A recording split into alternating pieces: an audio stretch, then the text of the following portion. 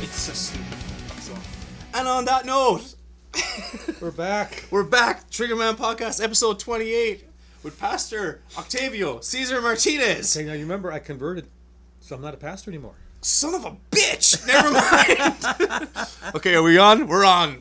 Take two. Not pastor. Not a pastor. Octavio. Former. What the fuck? Former pastor, former chaplain, former telecommunication. So you went to the dark side? I guess. Yeah. People would say that. So we haven't talked. Let's recap everything. Okay. Who you are or whatever. Because you've been actually requested a bunch of times. Oh, really? Yeah. Like, I every now and again... So my mom called? She's a lovely lady. Which is weird because she died a few years ago. It's really creepy. Well, I am in touch with the other side. So, I just looked it up before you got here. So you're the very, very first person. This is like, we should do an award ceremony in the Triggerman Podcast. You're the first person to ever show up 3 times. Episode, I don't know, it was like 4, 14, and 28 or whatever. So let's just keep it going. Like, so yeah. Right. Well, mainly because like it's no big secret. Like, I'm a big fan of yours. But the reason being, like, is who you are. Like, so just explain who you are real quick again. Okay. Who you were. What the fuck? Yeah, who I was. Okay, Octavio Cesar Martinez. Spent 30 years in telecommunications, and 10 of those years I was a pastor at a Baptist church, very conservative. It's a large organization, and I did some work in Europe with those churches. And so now in September 2015, I'm flying back from Norway after having spoken there at a few businesses and colleges and that kind of thing. And I realized I just didn't want to do this anymore. I didn't want to be a pastor anymore. Something needed to change. It got to be a business, and I remember thinking, this is not what I signed up for. So I left. And October 2015, I resigned. November, December, I was kind of like, I'm used to going to church. I mean, that's what I actually got paid to do for a while. And so I started going back to the Catholic church where, I'm in the habit of going to church. Yeah. So you joined my team again. That's right. I'm back. So I go there, and I was altar boy pre-Vatican II, so I remember the Mass in Latin. So everything's in English. Wow. So it's understandable. But I don't remember a lot of the sitting up and standing. Like, okay. Yeah, there's a lot of that. Yeah, there's a lot of that. It's funny. So, but I enjoyed it. I enjoyed the mystery. I enjoyed the smells and bells, There are, in fact, smells, but yes. Yeah. It's a very holistic approach to worship. Mm-hmm. Right. Okay, so I think by April of 2016, during an Easter, I remember thinking, no, this is my home again. So for some folks who've never heard this, I was an altar boy till about 11, 12 years old. Went to a seminary to explore the idea of being a priest. And while I was there, again, loved the whole monastic life. The sound of my smock as I walked, the sound of incense, the evening prayers, the whole thing. But I had an experience there that was not negative in any sense, but it was negative in the sense I thought, I'll never be good enough. I violated one of the rules, and I remember thinking, I'm surrounded by all this God stuff, and I still can't frickin' follow one simple rule. Which was? Don't sit on the trapeze. What's the trapeze? The little swinging bar thing in the gym that they had. And I sat on it? They said, don't sit on it. So you did it? I thought that was, first thing I was going to do, man. As soon as I heard don't, I was like, oh, I got to do that. Jerk. Get a cat. God damn it. So what, you jumped up on it or something? Yeah, I climbed up, sat on it. I thought, what's the big deal? What? And one of the older seminarians caught me, goes, hey man, get down from there, whatever. I got down and I thought, oh my gosh, I'm surrounded by God stuff, praying it several times a day, going to Mass every morning. I can't follow one rule. I'm no good. I'll never be good enough. Wow. I had an existential crisis. You went straight to level expert in Catholic guilt. Like, so. Yeah, bro. I went. That's right. That's amazing. Yeah, 0 to 1,000 in a split second. And 11 or 12 years old. Didn't go to church anywhere for a while. My parents didn't really kind of force me anymore because, I was the guy that was going to be a priest. I'm sorry. Yeah, go ahead. Take care of your cat. I will fuck you up. By the way, no, it's okay. Usually not. Well, no, he's always an asshole. So keep talking. Yeah. So became part of a Protestant church for 45 years. Oh, they're the bad guys. Yeah, according to Catholics, again. Yeah, that's what I was told. And then, I tell you what's weird is that I met some Catholics, not everybody, but there's a handful that are like, oh my gosh, you were a Protestant. Like, are you okay? Oh my God. And then there's people that, I remember my Protestant family would talk about Catholics like they were drinking the blood of children, Yeah. So, that's hilarious. you were, oh, that's right. We did one episode at my house. Yeah. Can you remember the library? Yeah. I'd say half those books are gone. Oh no. Well, did you have a burning or something? No. Damn it. You can hear the spirits. Yeah. No. What happened is that, a lot of evangelical Protestant Bible commentaries, spiritual books, theology. And so I gave that to a pastor friend of mine, or 2 or 3 pastor friends. Yeah. And then the last one that was there, he's picking up about 200 bucks. So he's super happy because, they cost a lot of money. Yeah, of course. So he says, hey, I heard a rumor, and his voice starts to get lower and lower. Oh. Like he's... Yeah? I had to kind of almost like lean in for half a second. At that you are... And I said, Catholic? He goes, yeah. I said, well, are you asking as a friend or as a pastor? He says, well, as a friend. I said, yeah. So he deleted you off his Facebook? No. That's what you do nowadays, though. So. But, it is funny that...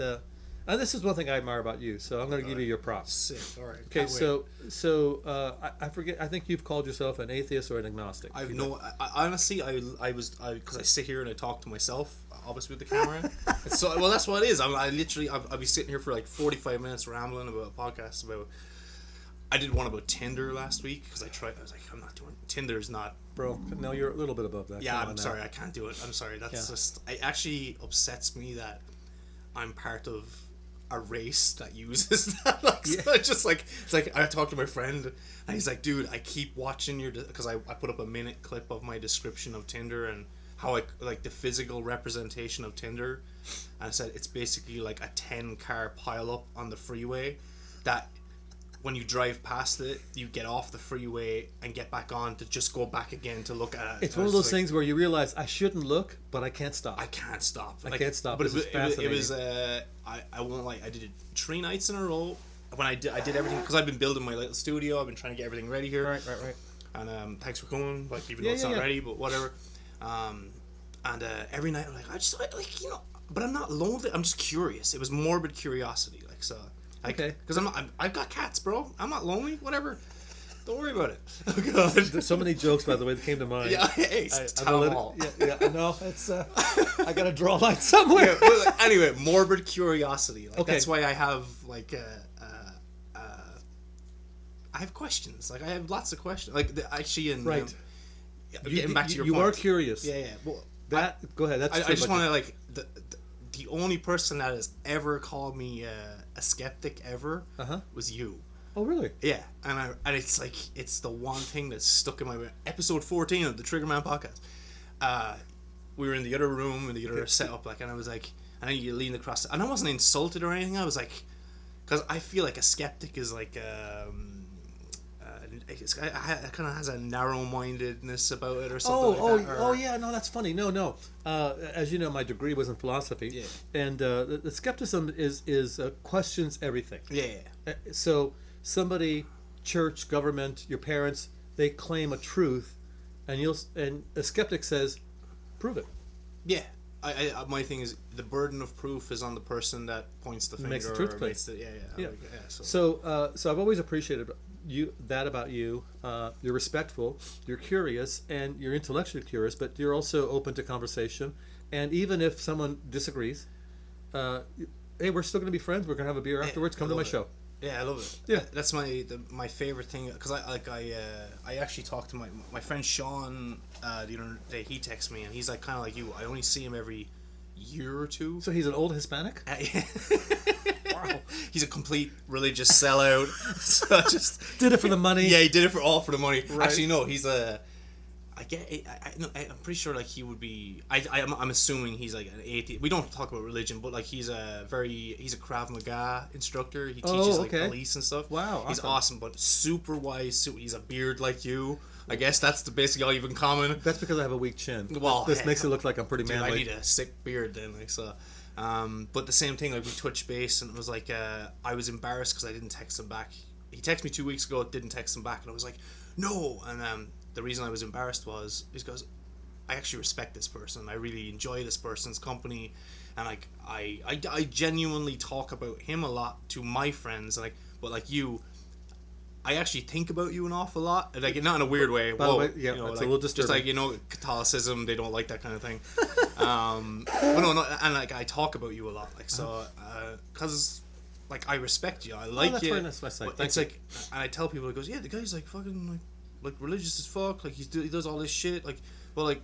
The fact of the matter is... By the way, I think that might be my new tagline on social media. Religious as fuck? Religious as fuck. I'll get your t-shirts made. Like, so... Oh my gosh, over my image? Wait, no, what... Holding a Roman missile. If you're not a pastor now, what are you? Well, okay, so, well, back to that? Yeah, go on, yeah. Okay, so I left that, became just a, quote, a lay person at church. I know so many jokes. Oh, God. But, I remember thinking... I started going to the cathedral downtown LA. Yeah. I used to go there when I was, because of my university work, we talked about this before, was philosophy, theology, and art. So I'd go to the cathedral to draw and sketch and take photos. And so I went there for Mass. I started going there for Mass. I realized, this is stupid. I live in Whittier. Yeah. So I should just go to a church nearby. So I actually, stupid, I Yelped Roman Catholic churches. As you do. As you do. How do you else do you find a 5 church? stars. Yeah. So I went to St. Bruno's. And it was on the far side of town. Not a very Catholic name, but whatever. No, it's not. You're right. But he made saint to it, so I guess he's sort of we know. But nonetheless, so I went there, and this is kind of far from town. So I just started going to St. Mary's of the Assumption, literally down the street from where I live. Yeah. The wife and the entire family still Protestant. Oh. Yeah, so it was almost like... How was your Thanksgiving? Northern Ireland. Yeah. No. It, you know what? Actually, it came to a point where it was a sticking point. Oh, wow. As you can imagine, I guess, for some people. Yeah. But it's so, like, to me, sorry not to be rude. No, it's good. It's so fucking stupid. I'm sorry. Well, it can be, because I remember telling her, I said, if I was worse, you'd have a genuine complaint. If I'm the same, what's the loss? But if I'm better or at least trying, wouldn't you applaud me trying to be better? Yeah. And if that's the thing that makes me better, because even as a Protestant, I never thought of the Catholic Church as being something off. I thought the Catholic Church, like all churches, generally speaking, all churches, right? True church, probably with some error. Yeah. Pentecostals got their emphasis, the Lutherans got their thing, Anglicans here. Well, let's just say Protestants and the whole 30,000 plus flavors of that. They all have something, and they all claim to be right. Catholic Church, no different. Yeah. Been around 2,000 plus years. They claim to be right. So she got over that, and so then a couple of good friends there at the church. I went to one of the history classes. By the way, if you're a Protestant watching this, you want to make sure you're never a Catholic. Don't read church history. Don't read the church fathers. Otherwise, you'll realize, oh goodness, maybe this is correct here. So what happened is that I went to a history class, and a couple of friends asked me, like, hey man, seen you around, you're always wearing a suit, you're all tatted up, looking fly as fuck, as I say. Which might be the second tagline. Hey, that's your second t-shirt. So, and I love sitting in the front row. I love watching the whole Mass, people taking communion. Everybody cries about, we need diversity. Go to a Catholic church. Go to downtown Cathedral. Yeah. You see the rich, the poor, the sophisticated, the not so sophisticated, the famous, the unknowns, and you'll see diversity there. But nonetheless, getting back to it, so I like watching that. And I realized people were wondering, like, who's this guy, right? So I think somebody finally decided to find out who I was on social media. They said, "Oh, you have all this background experience." So currently, I'm involved with the parish council. I sit there, and I also chair the adult faith formation. So I got involved straight into administration roles. Right. So I offered some help in, just changing the communication quality of our church, and so making it better, I guess, or something. I'm hoping. That was a 15-minute intro here, brought to you by not pastor. Oh man, I'm all fucked up now. But there are some people, they can't call me anything else because that was their first time they met me. Yeah. And so I'm doing a wedding in March. I'm doing a wedding in August. I've had people ask me to dedicate their children still. Like different religions, or no, the people that used to go to my church, or people that know me. Like, oh, you got to meet this guy, and so I've done weddings for people who I've never done. Just last year, a handful. But are they Catholic, or what are they? They're still Protestant, and they don't mind, or I don't think it really hits them because I don't. I mean, I don't wear that on my sleeve, Catholic. Yeah. On the other hand, they don't hand out back patches or anything, or no, I didn't get the tattoo yet, but nonetheless, but on the other hand, I look, you know what? I'd rather find the common ground, than what makes us different. Yeah. And so, you think Jesus Christ is God? Oh, so do I. You take the Bible seriously? So do I. You think this, that, and the other? So do I. And so, I get my 1-day license from the state of California to do a wedding. By the power invested in me by the state of California. You have to get a license from the government to perform a... Well, I'm not a religious person anymore, so yeah, I got to do that. So wait, go back for a second. Like, so you're curious as shit now. No, because I'm all fucked up because I can't call you pastor anymore. So feel free. Yeah, I'll call you something. So dude, dude Octavio, did something like belief-wise change in your airplane ride from Norway, or what? Like did like? Yeah, that's a good question. There was a lot of pennies that dropped. So, in 2010, I had about 200 plus podcasts on iTunes back in the day. I think they're still there. If you look up my name, they might be still there. But I did a series once called "The Truth Between Us," and what I did is I compared traditional Christianity to other churches. One of them was a Catholic church, Scientology, Buddhism, Mormonism. I forget what else. Like, what is the common ground so that people could have a conversation instead of saying you're wrong, and then having nothing else to say. I went back and I heard that conversation. I actually had a lot of, in 2010, so 10 years ago, I was actually like, well, they do this, they do that. Hospitals, education, the scientific method, a lot of scholastic work. And, I even said something to the effect of, it's unfair to say they pray to the dead because, let's say you and I were going to the same church and you're going through some troubles or something, right? So you might say, hey, Octavio, would you pray for me because I'm struggling with this, that, whatever. Yeah, okay. So I said to the congregation at the time, I said, we believe that when we die, we still continue to exist. Yeah. And surely, if that theology is correct, I think it is, that my relationship with God when I die is a bit more intense than yours is on earth.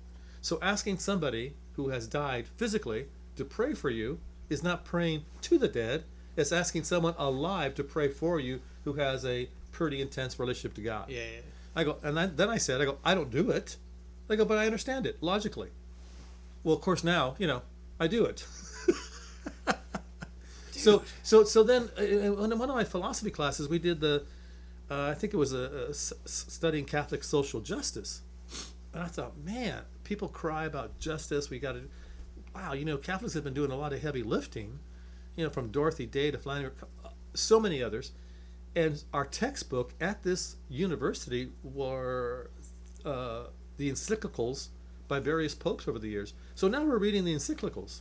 What does that mean? So encyclical is, let's say, the Pope makes a statement based on the doctrine and how it's applied. Oh, okay. So like, hey, we believe this about God and the Bible, and Jesus, and as employers, this is how we should be treating people. Like the new guy changed the rule on gay guys or whatever like that last year. People say that. Well, that would be a big. I think we got that one wrong. Apparently, you're allowed to bugger each other. It's fine. Don't worry about it, guys. Which I have no problem with, by the way. Just FYI. So there was a misunderstanding what Pope said about that sexual issue. But my point is that so now I'm exposed to. Keep in mind that any priest has got at least a master's degree generally. In what? Could be theology, could be philosophy, could be a couple of things. That's the first I've heard of it. Oh, really? Because some of them are pretty dumb, right? Well, or boring. No. Yeah, or alcoholics, but if you're in Ireland. So Yeah. No, I get it. I mean, priests are people too. Yeah, absolutely. Some are interesting and some are not. There's my argument, and that's pretty much my entire argument when it comes to any kind of religion or higher up or whatever like that. Like, everyone realizes this is a human being, right? Yeah. Just so we're all clear. Just so we're clear. That's why I'm having a real hard time believing what they're telling me. Like, it's not like not that I believe in aliens or a ghost or something. Like, it's like, no, this is a human being. If I punch him, he's gonna hit his ass off the ground, and he probably poops as well. I'm just like, yeah. Well, hopefully. I mean, I hope so. Like, yeah. But that would explain some behavior if they didn't. That angsty. Oh, why? So several of these, most of these, let's say bishops, cardinals, they have doctorates. You know, they write, they think, they've had to go through higher learning, and so reading the encyclicals showed me the intellectual heavy lifting the church has done over the years that Protestants benefit from, and that I would say that the entire world has benefited from. So I mean, my respect for the Catholic Church was never like I thought they were all idiots. I just thought it's not for me anymore. Then I realized, wow, they've done a lot of amazing things. And then as an art student, the patron of art, goodness, I mean, a lot of famous artists we wouldn't know had they not been commissioned by the church to do their artwork. Yeah. So my, the focus on the transcendentals, truth, goodness, and beauty, they were hitting all these cylinders for me in my head. So I think the penny drop for me was actually sitting in church one day and listening to the pastor at the time of that church in LA give a sermon on the resurrection and Easter, and I remember having a emotional reaction to it. I go, man, this is true. That guy knows what he's talking about. This church has been all of the pennies that had dropped then came together. Yeah. I go, I'm in. And so it wasn't any like angelic vision. There was no, like sign. I fell down on my knees. I just thought, this makes sense to me. No movie moment. The light shines from the sky, tears rolling down your eyes, going, there you are, baby Jesus, or whatever, teenage Jesus, whichever Jesus is up there. I don't know, like, it's just like that. Like, I don't like I the weird thing about you is like I believe everything you're saying. Like, so it's like it's not like because like you talk to some. You more than probably most, like, but like any kind of like super hyper religious people, it's like this reckoning. It's this like, the Lord has come to save me. Oh my God, He's gonna punish us for our sin. Like, kind of, you're either like one side or the other. It's kind of like, are you religious? Yeah, I'm like, I believe in God, and like, and I'll pray every now and again, and then it's like, Lord, banish all those. I'm like, what the fuck? You know what? I've met those guys. Yeah. I've met those pastors, and I've often thought, are you trying to convince yourself or me? Yeah.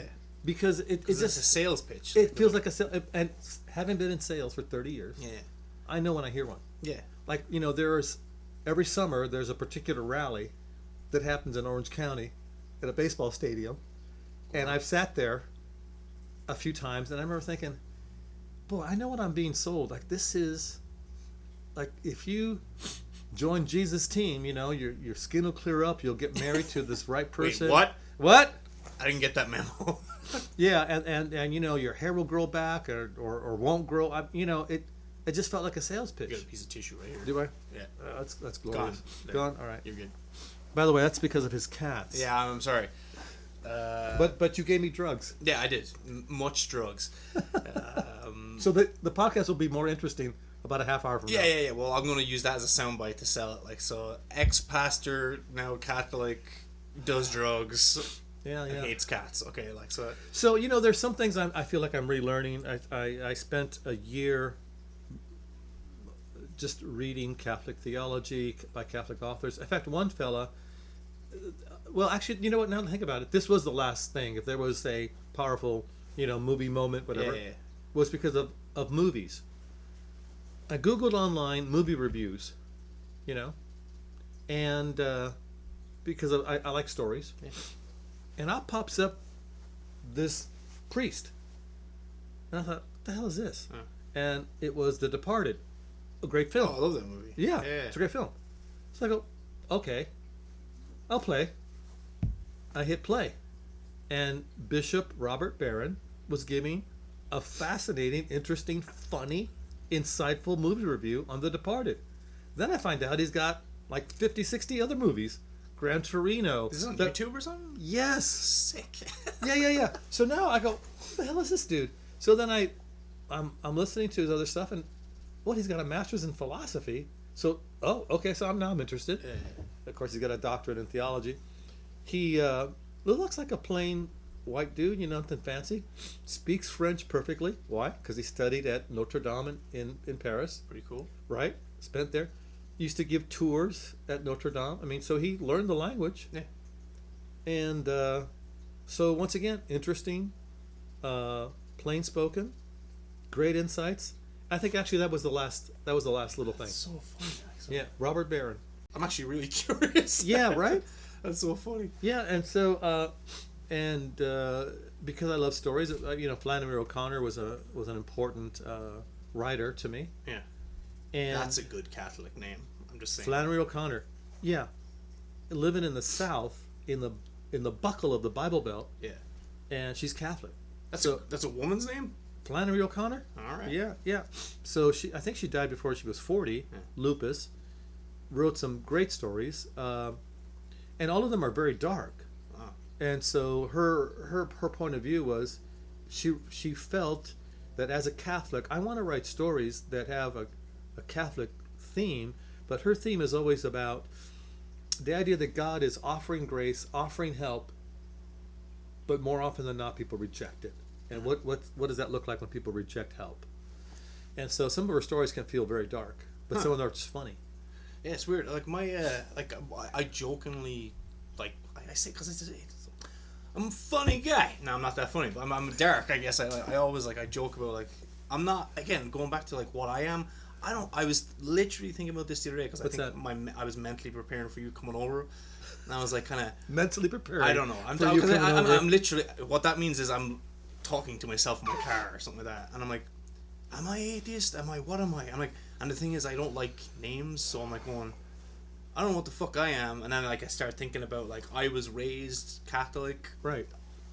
All through my childhood, all through my teen, and to the point where I don't know if this is any fault of anyone. The school system was Catholic, everything was based around Catholicism. Yeah. We had to say prayers before lunchtime in the morning. I bet, yeah. We had to we were made go to confession every 2 months, sit in the box, tell the priest. I can still recite everything. It's insane.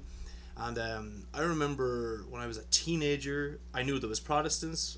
Catholics, Protestants are the bad guys. Right. We're the good guys. That's it. That's how the world works. And then I was a teenager, and someone was mentioning Jews and everything. I was who are that? Wait a minute. What the fuck stop, is that? Yeah. Whoa. And I was no, there's more. I was what do you mean there's more? And I'm a fucking teenager, so now I feel stupid. And I was what do you mean there's more? There's more what? And then there's there's no internet back then. It's the early 90s. And so many questions. I had no idea, and I remember being 13 years old, and we were lazy Catholics. We'd go to church on a Saturday night, so we didn't have to get up on a Sunday morning. Vigil mass. Lazy Catholics. So whatever you call it, whatever you want. It's 7:30 every Saturday. We'd go to mass, and I remember being 13 years old, sprawled across the couch. My ma comes in and she's like, okay, we gotta go now. I'm in a little village, so you see the same people all the time. So, yeah, I bet you do. And everyone stands in the same spot all the time, so they sit in the same chairs. Dude, it's fucking crazy. Right, It's right. I had my spot down the bottom left corner of the church, right, where these men stood, and I was well, I'm not sitting there with my man. I'm 12 years old. I'm an idiot, and I'm just all right, I'll stand. The main reason I stood there was it was right beside the door, so I could get the fuck out quick. But and my ma would go sit with my little brother and all of that. And she comes in anyway, the living room. She's okay, come on, we're going now. We're leaving in 5 minutes. And I was no. She's what? He goes, no. What happened? I'm not going anymore. Well, because you lived. She didn't kill you?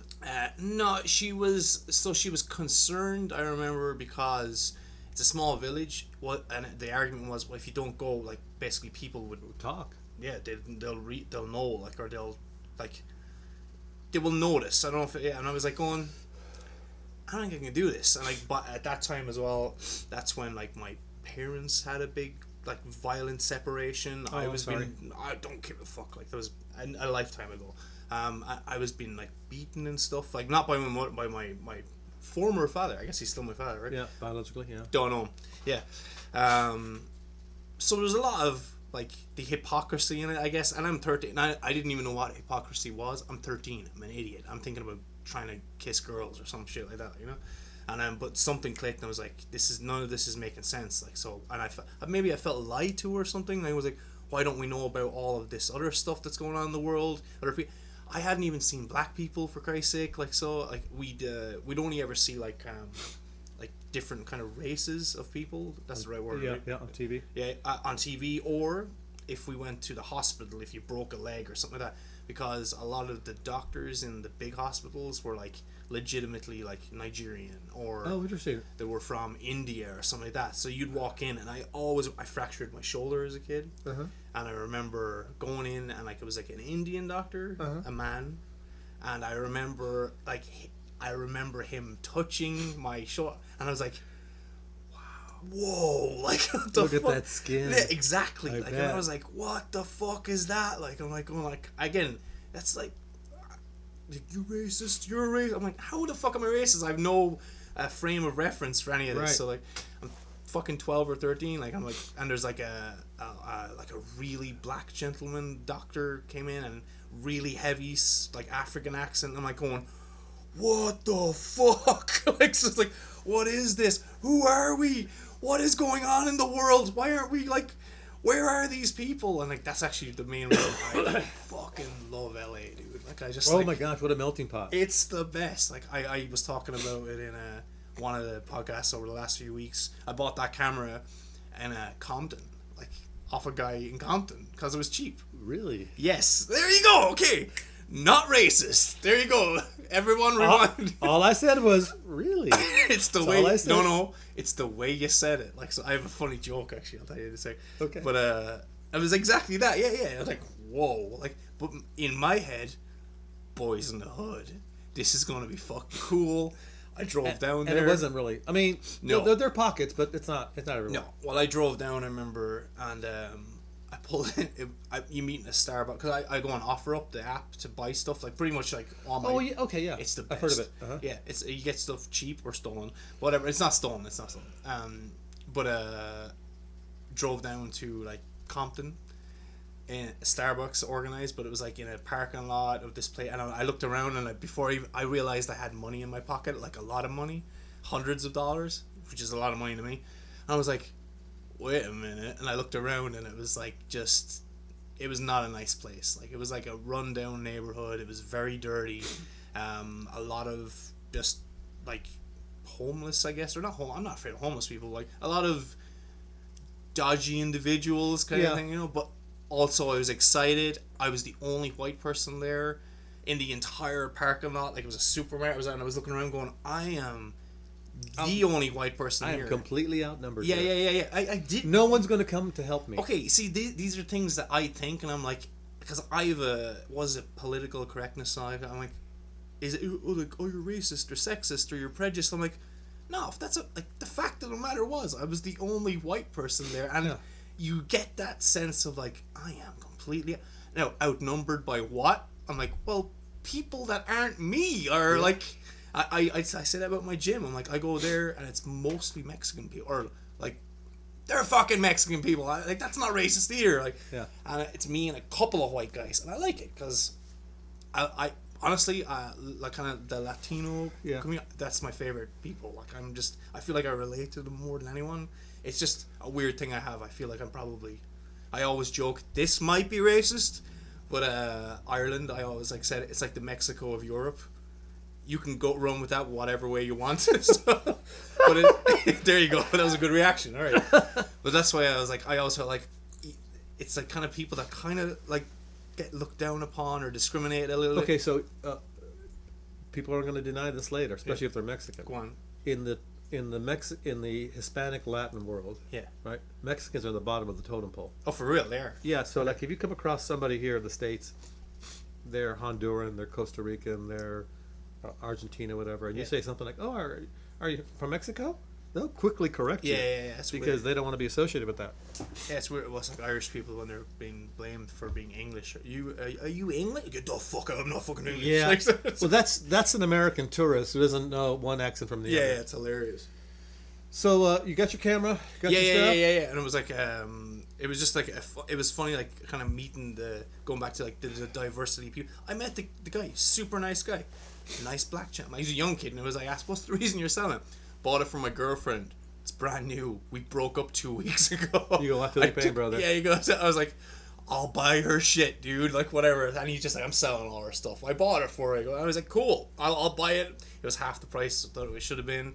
Stood there chatting to him for a minute, and it was just like, oh, wait. Like, it's a kind of one, you have to put yourself in these places and scenarios and talk to people and be like, oh, wait a minute. This isn't a thing. Like, and even at Christmas, like, I feel this was a very religious person thing to do.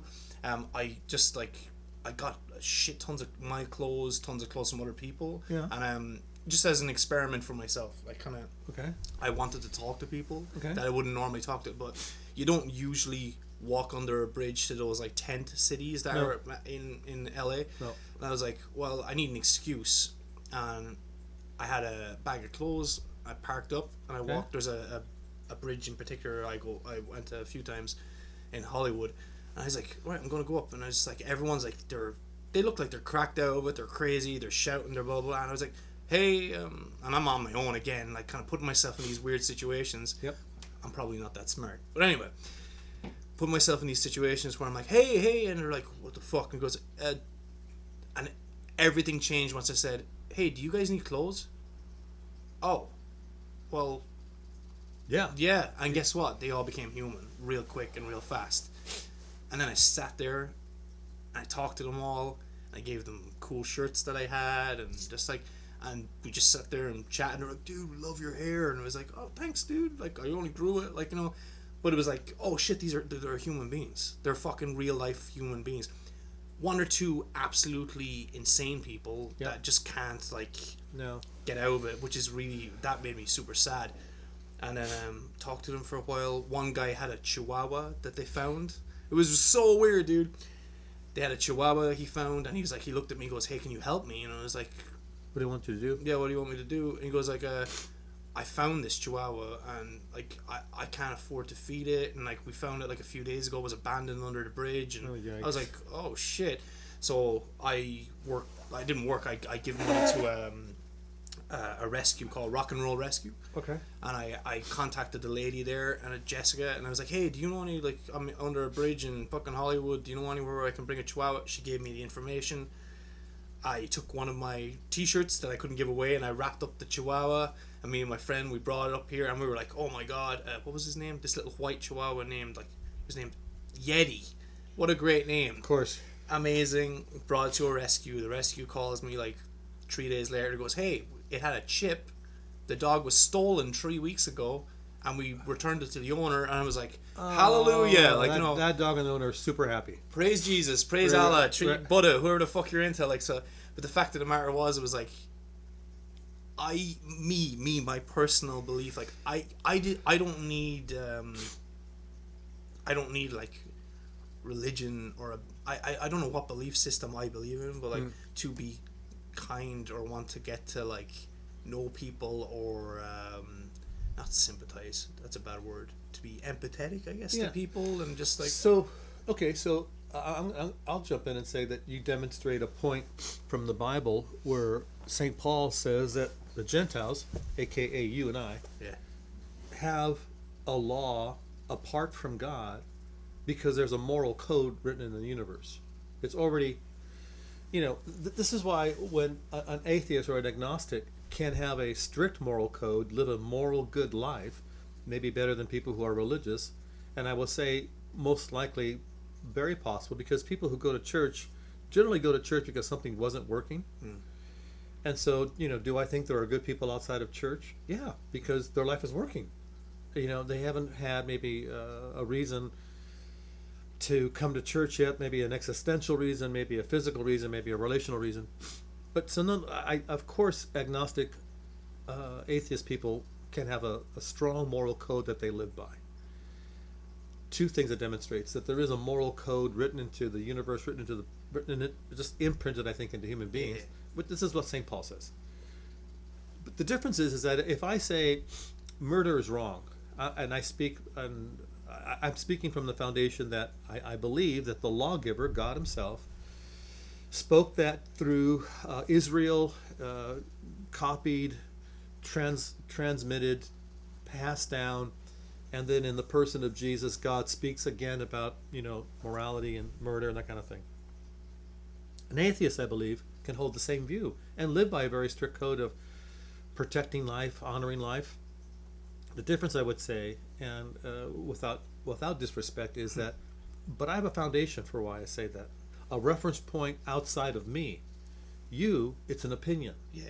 Because someone with... What's the difference, if you don't mind? Sure, yeah, to me, your thing's an opinion as well. Yes, so, right. Okay. Yeah. Oh, that's cool. Okay. So I believe that there is somebody outside of the universe who created the universe, created time, space, everything. And that person, as a creator, says, and here's how you guys should live. Oh, okay. I got to listen to this guy. Yeah. Right? Oh, well, he's the boss. Sorry, it's so funny. Go on. Okay. But let's say somebody in that creation, in our time space universe, says, "Oh, well, I think this instead," which is what classically that's the story of Adam and Eve. Yeah. God says, "Here's do whatever you want. Here's one simple rule. Don't do that. Don't do this." Yeah. What do? The next chapter. She did it. She fucking did it. I'm just saying it. Okay, hey, but here's the funny thing. He's standing right next to her and said nothing. Dude. She did it. I don't give a fuck. You're still bitter. Yeah. You're still bitter. I think there's a woman.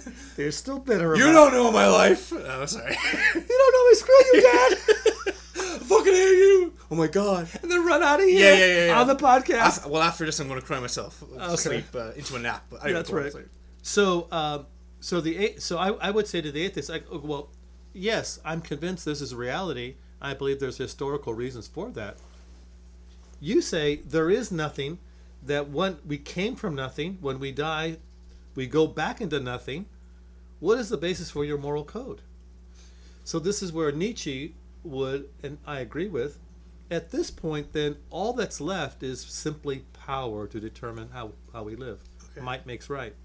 And so if somebody with more power, guns, says, actually, I do think murder is okay, and for these reasons, and I'm going to do it. Well, we live in that world as well, where in certain countries you can get killed or murdered for any stupid fucking reason. So just like you were talking about just because of just color. Yeah. No one knows about your character. No one knows what good you might have done. Or your experience, a different religion. Yeah, it's weird. You walked. Your last name, right? Because people know by your last name where you belong. Yeah. Oh, yeah. Cause I remember when I went to Ireland. A friend of mine named Jude Hill. She's a journalist out there, so she walks me through the troubles, and where the gates are. Yeah. And explains the graffiti, and we're, man, this was, the Ulster Volunteer Force, and yeah. Wow, this was separated by streets, dude. It's like, right, like you could live your whole life and never cross a street. Dude, it's it just like that always blew my mind. I think I talked to you about it, or someone, like, even when I first played a show in Northern Ireland, and I was like really nervous. I played in Belfast. You mean in Britain? Oh yes, it is part of it. Hey.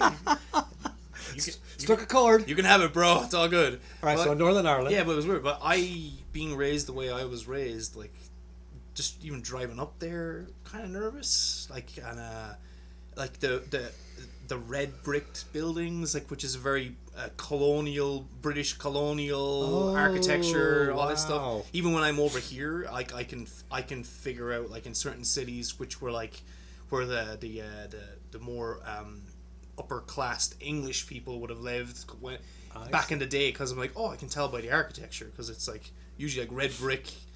It's just it's that's interesting. It's weird. It's like that influenced the architecture even pretty here. much. Yeah. When they came over, they brought over the same kind of architecture, like good sturdy houses, like not like this fucking chipboard bullshit plasterboard houses or apartments that we all live in. But I went up, and I remember I pulled up to the venue. It's like a red brick street. I still remember it. There's a bunch of really angry, hairy dudes standing outside, looking angry, hairy dudes outside the venue. and I'm in a van with people in a trailer, and I'm like, well, I guess that's it. The Limelight in Belfast, that's what it's called.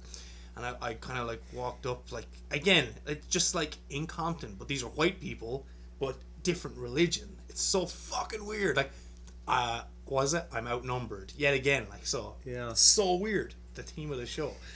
I walk up and I'm like, hey, like, obviously different accents, like, you know, because they have a very different accent to us, like, so Belfast, and they talk like that, like, you know, fucking hell.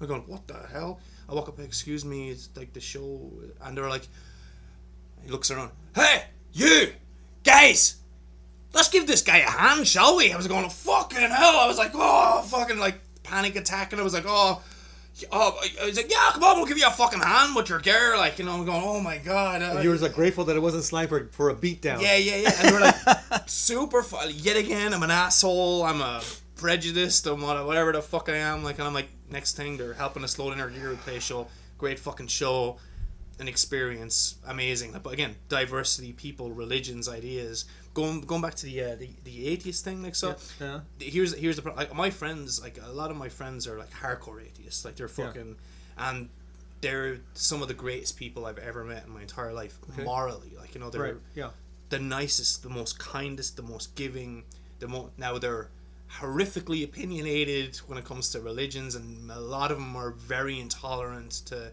like, when they see like disasters in the world happening or wars, it's like, goddamn fucking religion. I'm like, I get it, because part of the reason that these things are happening is because of that, but, and you're saying like yours is based on a belief and a faith, and like as a matter of fact for you, like, that this thing happens, and atheism is an opinion. I'm like, I get that, and for me it's actually both of those things are opinions as far as I'm concerned. This is where I'm selling out atheists, fucking religion. I'm like, I'm an asshole, I'm a hypocrite.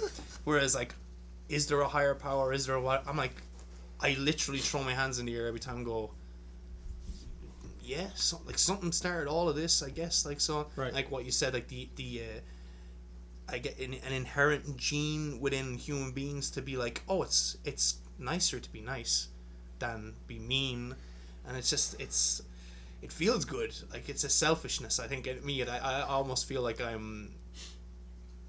like the bridge thing, like, where I have clothes, I can give them to people, knowing in my head I'm going to get a sick high off this as well, like that. As long as I don't get killed or stabbed, I'm going to get this feeling of, yeah, you know, there's you raise an interesting point that people sometimes will do good simply because it does good for them. There's like egoistic sort of morality. Boy, I mean, if that's being selfish in that respect, well, maybe that's not a bad step. I guess. Not a bad step. Yeah. If your selfishness is that I want to feel good about myself and as a person, so let me go do good things. Hey, there could be worse things. There could be worse things you could be doing, absolutely. I remember I think it was like 2011, 12, I did go downtown with a church when I moved here, because it was just an opportunity to do something fucking crazy, like, and it was a girl I was seeing at the time. She was super religious, awesome, super nice girl, and she's like, hey, we're going downtown to feed the homeless to a soup kitchen or something, whatever it's called. Went down super early on a Saturday morning. We had to make all the food, hand it out, and again, this is where I get super conflicted with these things. Like, we did the work, we fed all these people, all kinds of races, shapes, sizes, like drugs, not drugs, crazy, fucking just everyone. A guy came in a suit. I'm like going, but obviously cracked out of his mind, like, kind of, and we did it all, and I felt bad. And I was like, cause we did it all, and then like I'm cleaning up at the end of it, and this is where like the selfishness part comes in. This is what I'm talking about. Like a gang of the like maybe 6 to 8 of the church people or whatever, like, that I went with, all stood around the circle while I'm sweeping up the floor. Still work to be done, guys. And they're literally all patting each other on the back, and they word for word verbatim was like, isn't it so great what we did today? Isn't this the best like ever? I'm going. And all I remember is handing soup and a bowl of beans and like to this cracked out junkie, him eating it and leaving. And I'm like going, I don't know what I did today.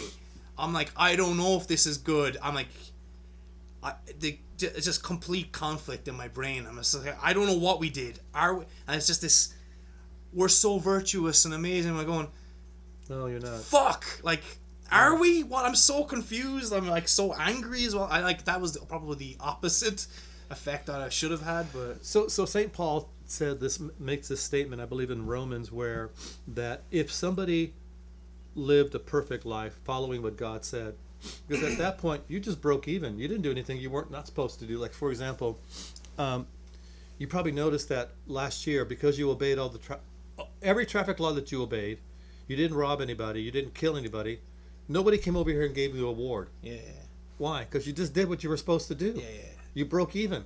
So for this reason, there was something about, in some churches, and I think it probably exists in both sides, Catholics and Protestants, that when people go on a missionary trip or they go to the damn soup kitchen, they do that, and they just think they're so amazing. I go, man, you know what? You did nothing than what you were supposed to do.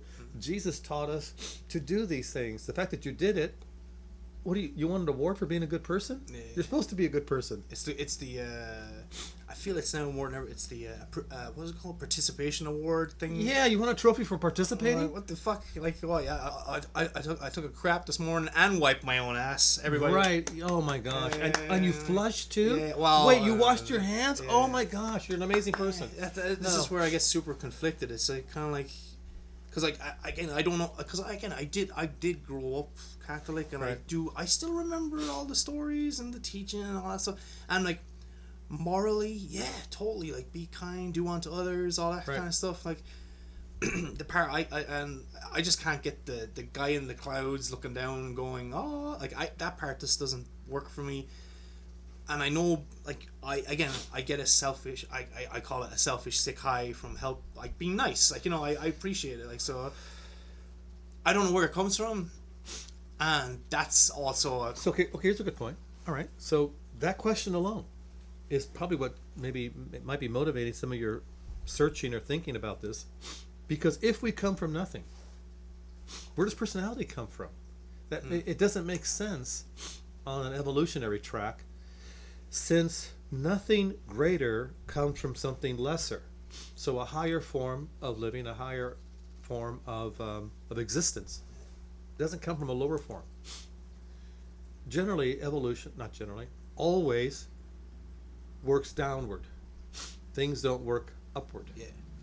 So you have something in you, your personality, your consciousness, awareness, that came from nothing. So just on an intellectual level, I find that troubling. And when people are atheists, it's such an intellectually rigorous position to hold. It's like, I don't know if you've completely thought this through. I can give people the fact that being agnostic, I'm not sure. Yeah.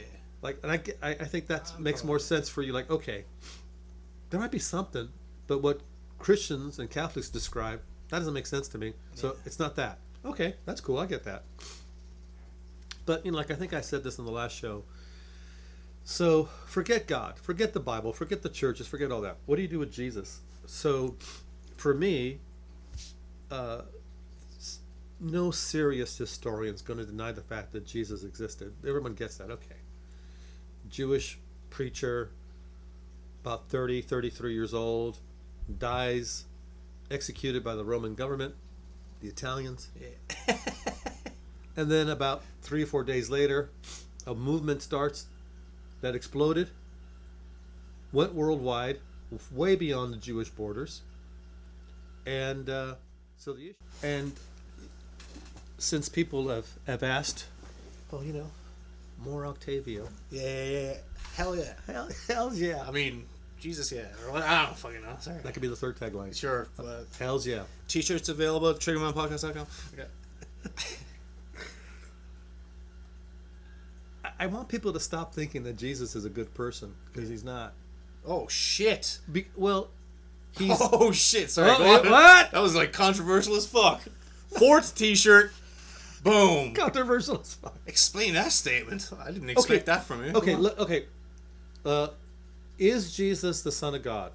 I'll ask you. You're not sure. I have no idea. Yeah. Okay. Let's say you said no. Like no, he's not. He was a good man. Gave us a good pattern to follow. Okay. But hold on. Think of that through. The book that people are claiming that from the Gospels. They're 4 biographies, Yeah. right? 4 guys wrote this biography about Jesus. Jesus, did quote a lot of good things. Great. Lived a moral life, courageous life, died for his beliefs, all these examples.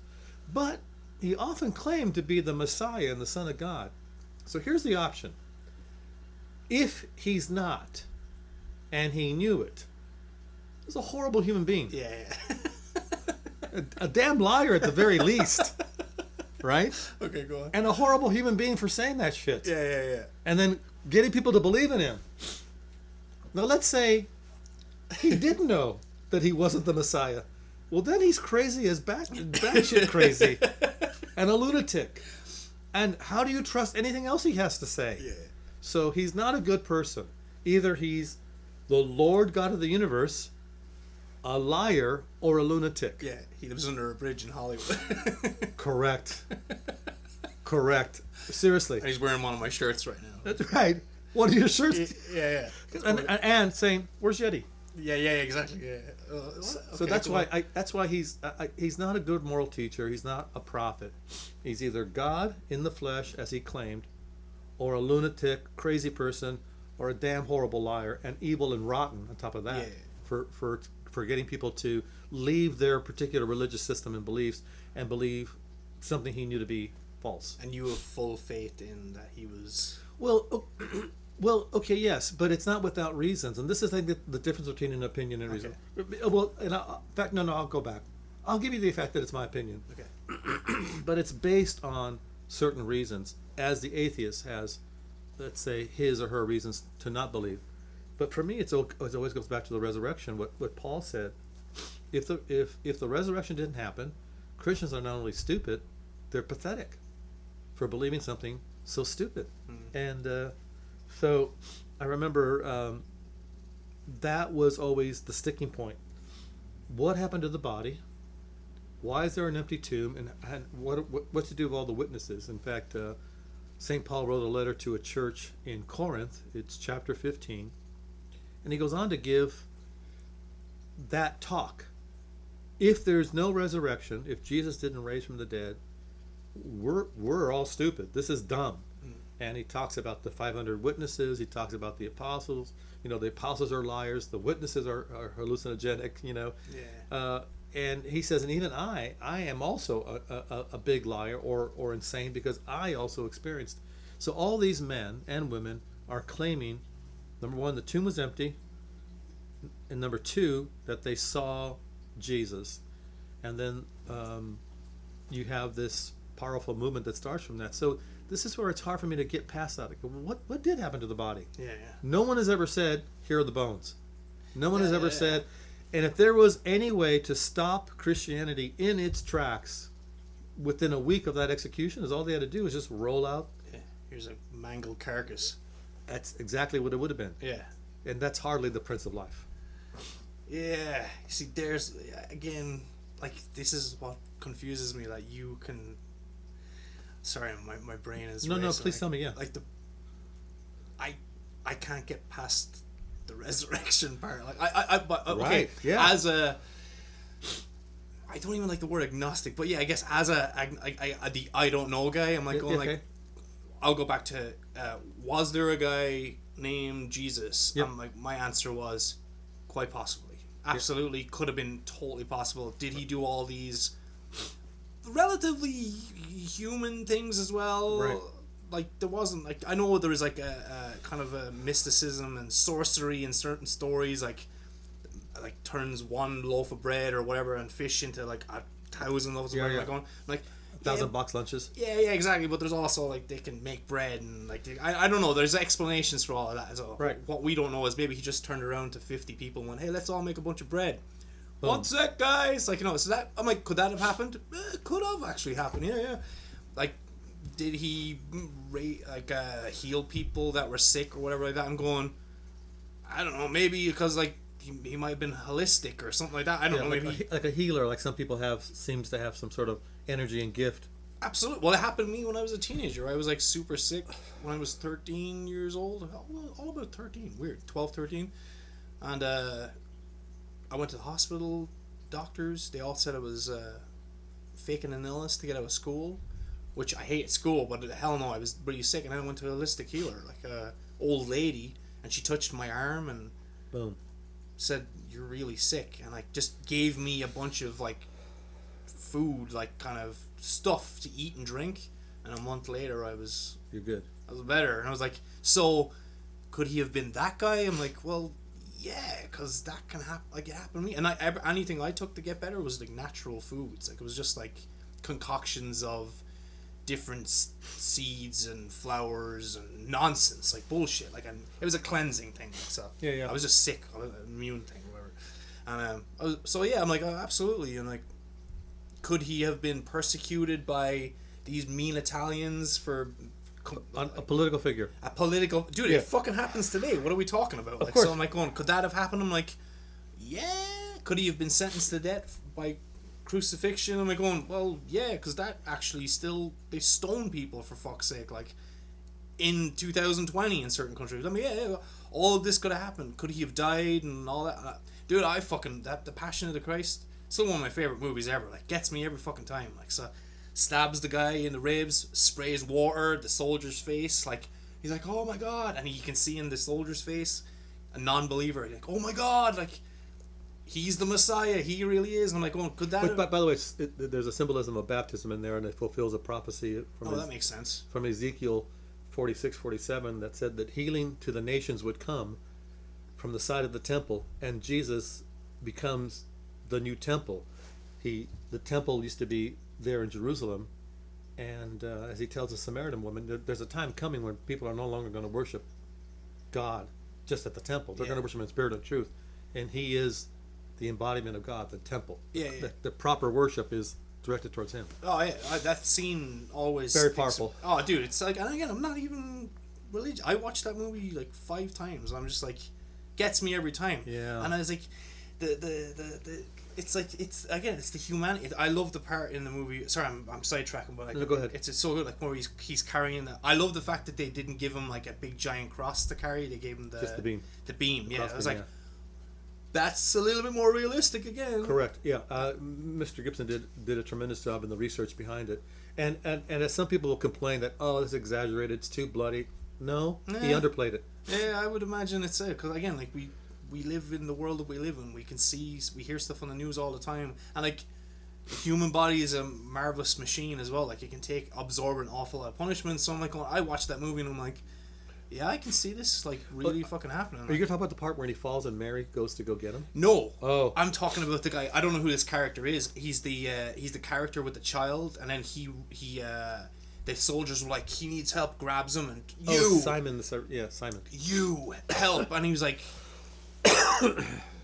not that he could have said no to the soldiers, but he could have fucking grabbed his child, or like, I don't know. The fact of the matter is, he became like hyper human and hyper like just.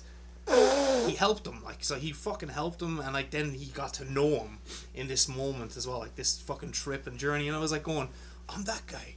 I feel like I have a more connection, a deeper connection to that guy. I'm like, kind of, because sometimes when you don't want to help and you just have to, like, and you do it and you're like, fuck, that's the right thing to do. Like, so, the right thing to do, and it's the harder thing to do as well. And I guess in my head I'm always driving around, especially in LA and stuff, like I'm not a hyper emotional. I said hyper a lot in the last few sentences, but again, I'm not overly emotional. I wouldn't even say I'm that emotional in general. I'm not very sympathetic to people. Like, I always like say, you come in here and goes, oh my god, my life is terrible. I'm like, shut the fuck up. You're an asshole.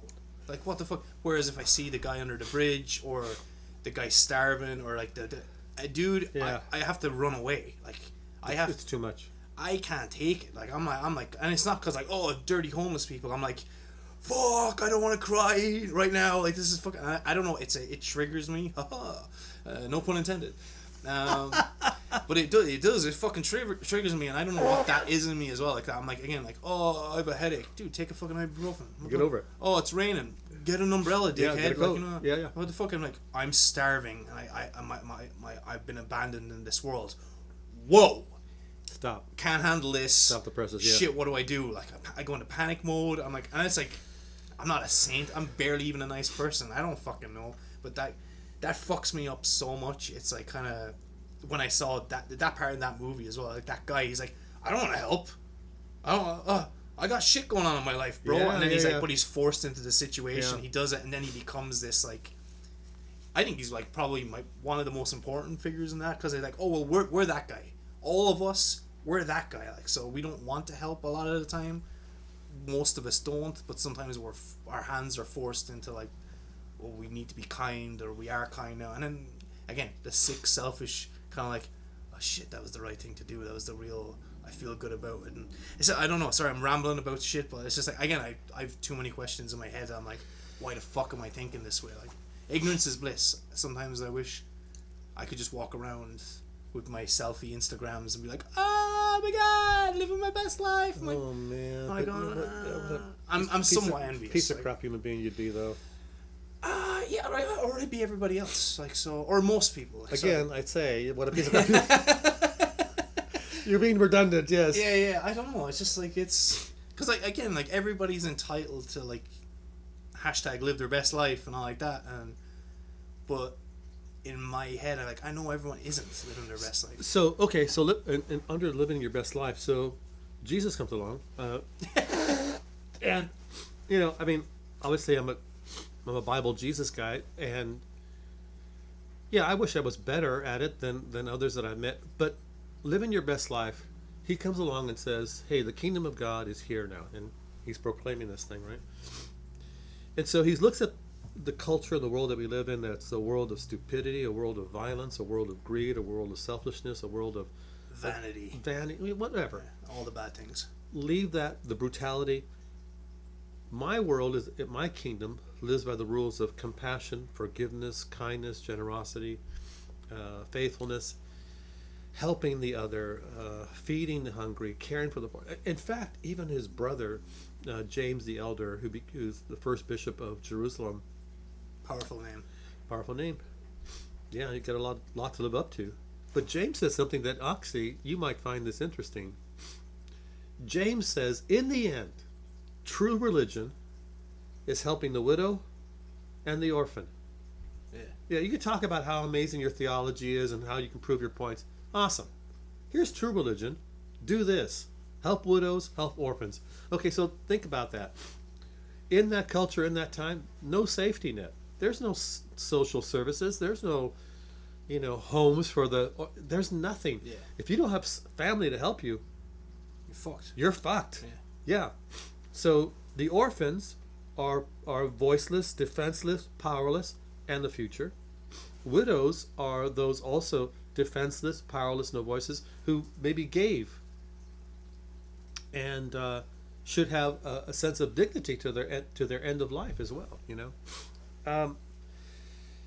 If I see a church do that, or a man or a woman do that, whether they know it or not, Jimmy, they're living the life of Jesus without calling themselves that. So, in some respects, and I've said this before to my friends when I've talked about you, is that Jimmy is more of a Christian than some Christians I know.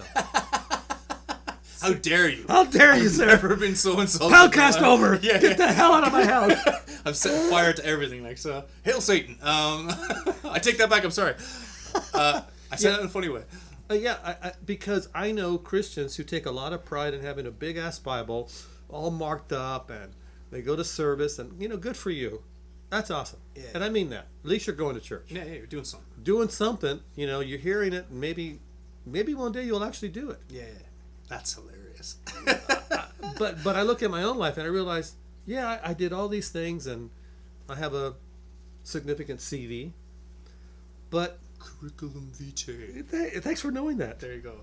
That's the old Catholic in you that knows Latin. You see? Yeah, be grateful. That's hilarious. But I guess now that at 62, I'm thinking. 62? Yeah, I turned 62, bro, last year. Holy shit. That's what I thought. I think you're still one of the coolest looking people I've ever seen. Yeah, with the snot rag? Yeah, sure, totally, whatever. Sorry, Cass. It's okay. What did I do to make anybody's life better? How did I pay the rent for being alive? One thing I did, you mentioned your pops who beat you and all that crap. I wrote that second book, right? No. Thanks for keeping up. No worries. Well, you don't have Instagram, bro. I do. What? Sorry. Are you kidding me? I follow you on Facebook, but it's like, it's not, the thing about Facebook is not everything shows up. You don't, okay, let me give you some Facebook education real quick. Yeah. Only like 2% of the people or 5% of the people you follow show up in your fucking stream. So if you're not hyperactive, what is that word today? If you're not super active on Facebook, you kind of fall to the bottom of the pile. So it's harder for you to get back in circulation. That's funny because I see your stuff. Well, because I'm always posting shit. Oh, okay. There you go. There's a difference. Yes. Okay, so Instagram is O.C.Martinez. Okay. And then Facebook is Octavio Cesar Martinez. But I wrote a book called... Links in the description. I wrote a book called It Was a Beautiful Day When My Father Died on fatherhood and forgiveness. Dark. On purpose. Wow. Yeah, I mean, when he died, I was glad. I remember you mentioning this. I remember thinking, finally. It also happened to be a nice day in Los Angeles. It was in July. And then it was a turning point for me. So my dad was a AAA dad, alcoholic, abuser, and adulterer. Wow. Yeah. Oh, me too. Great. And, hey. It's all good. Welcome to the club. But I learned about forgiveness from my dad. So, I hated the guy, didn't want to be anything like him. By my 20s, I became him. And then I had a family, so, they're on the back end of that shit. Yeah. Had a very significant experience in my mid-20s or so, which really carried me and helped me. But it was in my 40s when he died that that was another turning point about the lack of forgiveness. And so I opened the book describing one of the first meetings I can remember at 7. And then I end the book with a tribute about how great my dad really was. Wow. And then, so the story is how I got from A to Z. And along the way, and I point this out, that forgiveness does not have to be a religious virtue. You don't have to have a religious tradition. It's just a healthy mental thing to do. But if you're a follower of Jesus, we're told to do, though, that from our Lord. And that makes sense. Here are the reasons. You just have a healthier life if you do so. Like, go back to the 10 Commandments. Fourth one is, honor thy mother and thy father that you may live long in the land that the Lord, and prosper that the Lord is going to give you. Okay, oddly, that is the only commandment that has a benefit statement. Do this, and it'll be better for you. Now think about how many people you know that got fucking daddy issues. Yeah. Oh, I don't know. Yeah. You and me. No comments. Yeah. Right. So for the last 10, 12 years, I spent a lot of time unwrapping what does forgiveness mean. It is quantifiable, documentable, that people who haven't learned how to forgive, either for religious reasons or just for mental health reasons, suffer in some respect. I just had an epiphany. Like we were talking when you walked in here. Yeah. We were saying because someone said it to me in December and I've heard it before. What's that? I said it to you earlier and it really resonated in the last 2 months. Like the opposite to love, and most people will say hate. Nope, indifference. Absolutely indifference. Or I would say even contempt. Explain. So it's a lack of not only a lack of respect. It's I have almost disdain for you. I'm better than you. I have contempt. You're next to nothing to me. Yeah. Or I feel like that's kind of negative. Even like it's just my indifference is positive. Well, indifference isn't like kind of like if it's like you don't matter at all. You just don't. It doesn't. It doesn't matter. Like it's all like you've done me wrong. So it's like again hands in the air. I'm like. It doesn't matter. It's just like I have no feeling towards it. Like I feel even contempt has an emotion behind it. It's like kind of. Well, I tell you, here I was pastoring a church, going to reading the Bible, teaching Bible lessons. My dad's dying. He asks for me. I didn't go. That's how little I thought of him. That border on the hatred side almost like not hated but like that. See that's contempt. Yeah. So my question, just because I was thinking about it as you were talking, what's like that? My feeling of say certain personal problems I've had, or like even towards like my father who was my father or whatever the fuck. I have a hard time even saying that. Not because I have issues. I haven't got issues. God damn it.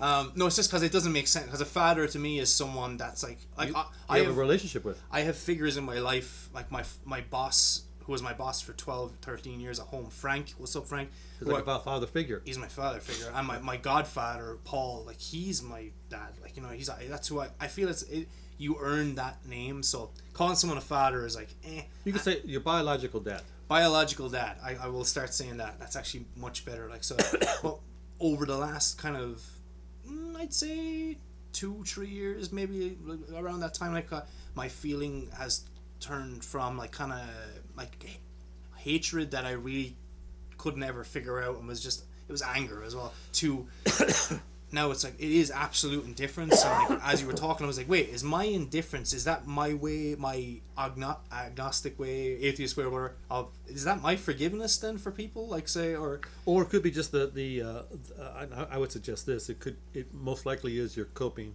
with it, coming to terms with it. Yeah, coming to terms, I think, for sure. So, is this like a lot of it doesn't matter who it is, like, it's like anyone that's done me wrong, right? Because I've had the revelation in the last few months as well, like, life has changed again since I've last seen you, and it's just like I realized, like, being angry and like resentful and harboring like any kind of ill will, a lot of wasted energy. Well, as well as I don't have the energy in my body to do it. Yeah. Like, just trying to, like, again, it's hilarious that you call me like more Christian than some Christians. I'm like going, because I do fucking see, I get that as well. Like, I feel that sometimes. I'm like, oh, if this is what religion is, like, I'm in. Like, I'm like kind of like don't harbor love thy neighbor, like all this stuff, and like I still remember the 10 Commandments. I'm like going, there isn't really a bad one in there, you know. Like, I'm not like don't murder, don't lie, don't cheat, don't steal, don't bang your friend's wife. Yeah. I mean, I'm like, I'm alright with that. Like, so, like, don't worship false gods. I'm like, to me, they're all false gods. So I'm in on that one as well. Like, so it's just like, how about if I reframe that and he said, live in reality. I'm down. Yeah, I'm there. Right. Dude, I just had that conversation. You gotta meet my friend Bob. He's the best. Like, so he's one of my favorite people in the entire world. Like, one of my best friends. Like, he's hardcore atheist. Like, so one of the kindest, most nicest people in the entire world. Like, and we were literally talking about that, texting back and forth the other night about, like, it's kind of like we now in like now society, or now in the world we live in, which is like a nice world. Southern California, everything's pretty accessible. It's lovely, sunshine, phones, computers, like the internet, like living our best life. # living our best life. We, I think nowadays in the world we're living in, we're with these things, we're building a false reality around our lives. Oh, and around, totally, yeah. And it's like, in certain senses, I'm like, what is it? The movie 40-Year-Old Virgin, the big black lady in the store. Y'all motherfuckers need Jesus. And I'm like going, sorry, you're dying, by the way. So. It's okay. Do you want more water? I have more water. Oh, actually, that might be helpful. Yeah. But by the way, and I believe what that black woman said. I just probably wouldn't say it the same way. Maybe a little softer approach of coming to it. You'd get me every time if you were screaming, y'all motherfuckers need Jesus. But it's just like, we were talking about it the other night. It's like, kind of like, there's facts are facts. Truth is truth. You can never fucking change it. And the fact of the matter is, people are creating false realities. It ain't actual reality.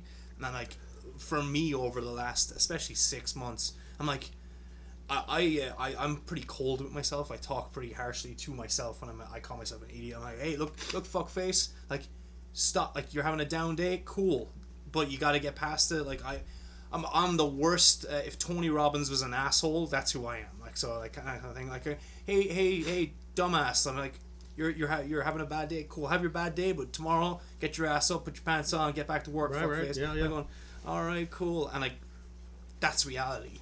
Reality is, the days go by, life keeps happening. Everyone has fucking problems. Right. Shut the fuck up. Like, and man it up and get going. Okay, so let me explain. I think something you said maybe mirror what you said from a God point of view. Hold on 2 seconds. Yep. Station break. Sorry, I had to use the little boy's room. All right, reality. So reality. Okay, so if I'll even say, sorry, you're dying right now. Oh, that's okay, bro. I've had worse. So if I'll say if, for the sake of this conversation and people who are listening, that if God exists, and if he cares, and if he's good, when he says, don't have any other false gods before you, I'll reframe that as, hey, live in reality. I'm the one that's here. Like, here's a reality check for you. There's no one else around here but me. And so when you make your little gods that you made with your own hands out of wood, some wood, in fact, I think this is in Isaiah or Jeremiah, you take some wood, throw it in your fireplace to cook your food and heat your home, and you take some of that same wood from that same tree, you carve an idol that can't hear, can't speak, can't see, and you pray to it. That's just plain stupid. Live in reality. I'm alive. I made you, and I want you to have your best life. Hashtag. So live under these guidelines. The Ten Commandments, whatever. So anyway, that's how I would reframe that for people. No, it makes more sense. It makes it's just like, again, I have a hard time just living, for Christ's sake. Obviously, I can't watch people suffering. It makes me. I don't watch the news anymore. I can't. I'm just like, I don't watch like really sad movies or like scary movies that actually could happen. Like, I don't watch shit like that because I'm like, that stuff's too real. I can't do it. Like, I like Lord of the Rings. I'm like, all day long. Get the fuck out of here. I'm in. Like, I even got into Harry Potter, for Christ's sake. Okay, so Lord of the Rings. This is so. I'm almost embarrassed because it's a little cliche. So Tolkien was a Catholic. Okay, no, I didn't. Okay. Yes. Why would I know that? We don't have a message board we go on. Like, not anymore? No, we got rid of it. You guys broke up? It was a parish newsletter. The parish newsletter. Yeah. Okay. So a devout Catholic writes the Lord of the Rings as an allegory for the Catholic faith. So, well, think about it. Think about all the characters that have a death and resurrection. Okay.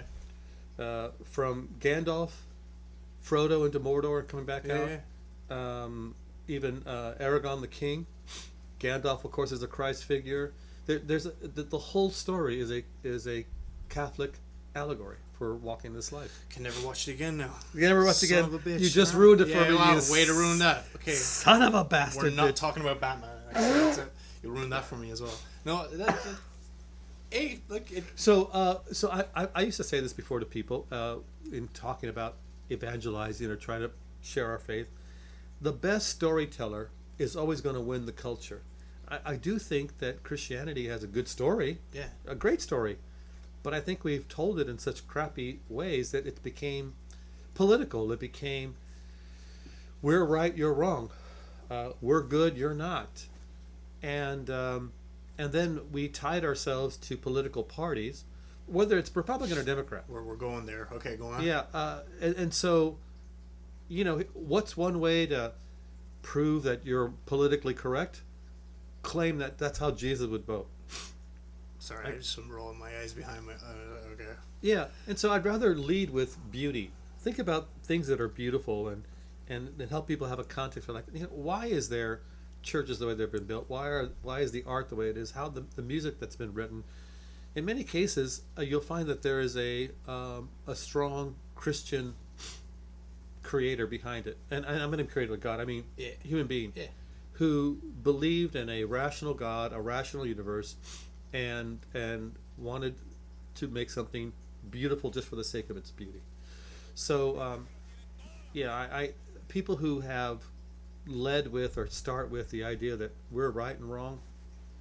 Here's what's here's I know the truth, you don't. Like, I mean, at some level I do. How can I put this? Oh, I know. I had one person once tell me something about, oh my gosh, you think you're right, don't you? Yeah. Everybody does. The Jewish guy thinks he's right. The terrorist thinks he's right. Whatever. Of course I think I'm right. Otherwise I wouldn't do what I'm doing. But you think you're right, and you're just right. I think I'm right, and I'm narrow-minded and arrogant and bigoted and male chauvinistic or something. I'm supporting the patriarch. But now I find that Christians do tell our story in a crappy way, lead with beauty. People who are followers of Jesus, if they're going to watch this, if you're going to share our story, talk about the beauty of it. Yeah, like this is like you're just a good salesman. Maybe every time I talk to him, I'm like going, I'm in. You're almost a Catholic, I'm fucking in. Except for all the shit I don't understand, I'm in. Like, so I'm just, that's like... Well, but what if Jesus or if God was and you were able to have a face-to-face and he said to you, okay, I'll tell you what, I'll give you more answers to your questions later, but the stuff that I choose not to answer, can you trust me? It's not too much. I trust you, but I don't like... I don't believe everything that you believe, but that doesn't mean I don't trust you. It's just yeah. So I don't know, again, if someone was sitting across from me like, I'm the Messiah, well, then that's a different story. I'm going, whoa, but like, no, it's like, hey, 911. Just like you said, could I trust it? I'm like, yeah, because perfect example. Like, I trust you. Like, I trust you. I have, dare I say, I have faith in you. Like, I know, I'm just like, because it isn't what you believe, it's how, it's your actions. It's like, that's why I like you. Like, I just... No, that's nice. Thank you. But it's like, that's why I respect you. That's why I... Just like, I like being around you. Like, but it's like most of my friends, it's not like a... It's not a... I have a hard time playing on teams or something. Maybe I'm just a fucking shithead or something. Like even the sports, I only follow one sport, and the sport I follow it's a one-man team. Like, what is it? It's fighting. Fighting. It's all I like. But it's like, it's the same thing. It's like, I have friends that are in different groups, and I have a hard time clicking in groups. Like, it's just... Because I feel like say musicians, or like I jokingly said like last week by myself, like, I look like the kind of guy that I would hang out with guys that look like me, and we're all musicians and all that. But in reality, like, I see a guy that looks like me on the street, and my head goes, fucking douchebag. Like, so, because I'm you know, it's so funny because you know how much I like clothes. Yeah, look at you. Like, you're always fucking look cool. Like, so. I do have a lot of suits, too many tuxedos. I mean, but then again, I mean, that's all that's left. I mean, at my age, trying to dress up the corpse. I buy my clothes on Amazon. But there's sometimes I see somebody who is like dressed well, and I almost think, oh, you arrogant prick. And I think, wow, that says a lot about me. Yeah. One of my best friends, he was here last night. All he wears is suits all the time. Like, he's like my age. What the fuck are you doing, dude? He was older for work. You're not in work. You're in my house. Like, so, wearing a fucking suit. I almost was gonna wear one. I was honest to God. I was like, he's gonna show up in like a blazer and some fucking killer shirt and like a tie or something. I almost did, and I thought, oh, hang on a second. I'm just relax a little. And you know what? I don't really care what I wear the same shit every day. It's normally a t-shirt with something. I woke up this morning and I was like, I'll put on a neutral black shirt. It's not saying anything. I just feel like that's the right thing to do for this one. Because like, I had a Bob Marley one on one time. I had like, there's a really funny, it's a company in Orange County. It's like, it's satire, so it's funny. It's not like they're an atheist t-shirt company called Blackcraft. Like, so they actually, like, they constantly raise money for charities. Like yesterday they gave, it's a fucking t-shirt company, they gave $82,000 to the Australian Animal Fund thing. Oh, that's right. I'm going, and every time there's a disaster or a shooting or something, they're the first ones out there to like sell all their shit and give all their... They're always like donating anywhere between like 20 to 50 grand every single time. This one was $82,000. I was like, fuck, people like good. Koala bears, holy shit. Like, but it's funny, like, they have like shirts, like, it just says like what kids say, like, you know, stay lit, like, you know that saying, I don't know if you do, whatever, it just said like, what is it? I'm not cool either. That shit's fire, bro, or whatever like that. Like, oh, I haven't heard that saying. Stay lit is like something like stay lit. Stay lit. Yeah. Oh, I thought you just stay late. Like, no, stay lit, and then but it's a church on fire. That's funny. It is funny. Like, it's like, or my favorite hoodie is like, drink coffee, hail Satan. I like the stay lit. I would have a. I wouldn't wear that. Well, no. But stay lit, and then have the apostles with the flames of fire from. There you go. From Pentecost. That's the 5th T-shirt coming from not Pastor Octavio. Yes, ex-pastor. Ex-pastor Octavio. I'm gonna have a really hard time with that one. Like, so feel free to call me whatever you want. It's all good. Like, so, is there anything like anything you wanted to touch base on, or? Well, okay, so the first book is on Amazon, Habits, 6 Steps to the Art of Influence. What's the dad one? Sorry, I'm Yeah, going back to that, huh? I want to... You know what? Actually, it's so funny. There was someone very dear to me, very, very close. I mean, loved her, just a tremendous person. So she worked for me at the church. She was my assistant. Yeah. And then she mentioned that book, that the talk I would give, because it was a talk, it was a workshop on forgiveness, but it was always titled, "It was a beautiful day when my father died," because that's very provocative. Yeah. Like, wow, you're a horrible human being for saying that. Yeah. Or like, oh, you had this really angelic moment when your dad, you hold like, No, it was a beautiful day when my dad died. I actually thought, good. Fuck. So she said, that talk helped me in dealing with some stuff with my dad. You ought to write a book. So I gave her the first treatment. It was 30 pages.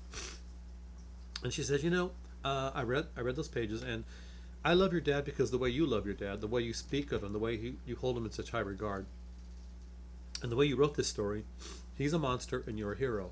And that's not how you tell the story when you tell it. Yeah. You tell it from the point of view that you screwed up, you blamed your dad for all your problems, became a monster, and then learned forgiveness, and it helped you. I go, oh my gosh, you're right. I need to write this and tell more backstory about my dad, all his experience, all the brokenness and crap that he came into the relationship with, and didn't have the benefit of having maybe good men or other men that cared about him or God or for other things to maybe help put the brakes on his life in some ways. That's so weird because, like, again, I sit down and I think a lot, but I live by myself. I have a lot of time to think. I like silence.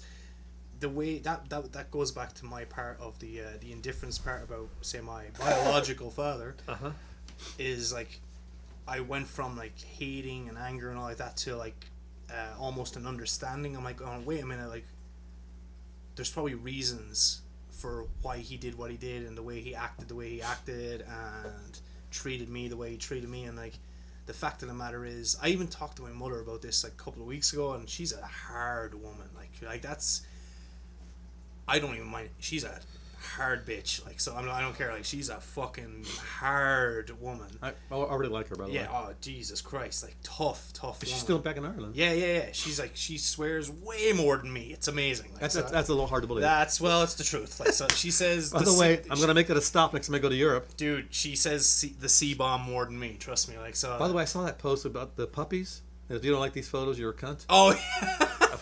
Like, man, that is pure Jimmy. That was so funny. If you don't like these photos, it's because you're a cunt. Yeah. Well, it's like... And they think you said period. It was... Yeah. Done. We're... Done. That's it. This is all... There's no other option. It was a post I posted last week of puppies doing funny shit, and I was like crying laughing in this like Mexican restaurant. I love Mexican food. And I was just watching it. Like, I'm in public and my face is like sore from laughing. I'm like, these people think I'm crazy. And I was like...